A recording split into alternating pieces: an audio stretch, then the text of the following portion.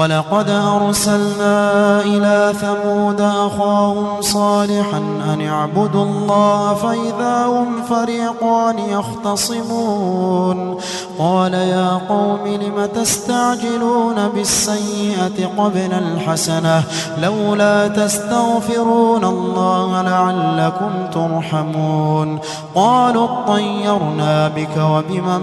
معك قال طائركم عند الله بل أنتم قوم تفتنون وكان في المدينة 9 رهط يفسدون في الأرض ولا يصلحون قالوا تقاسموا بالله لنبيتنه وأهله ثم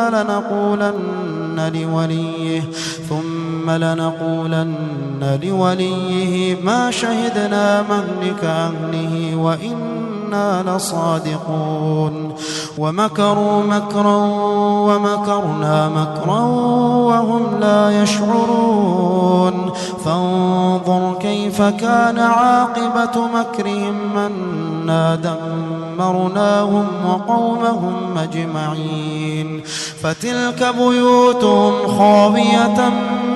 بما ظلموا إن في ذلك لآية لقوم يعلمون وأنجينا الذين آمنوا وكانوا يتقون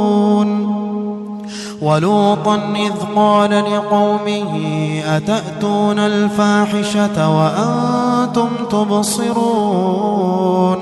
أئنكم لتأتون الرجال شهوة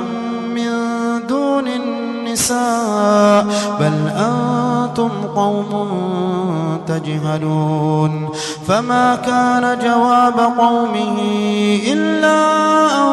قالوا أخرجوا آل لوط من قريتكم إنهم أناس يتطهرون فأنجيناه وأهله إلا امرأته قدرناها من الغابرين وأمطرنا عليهم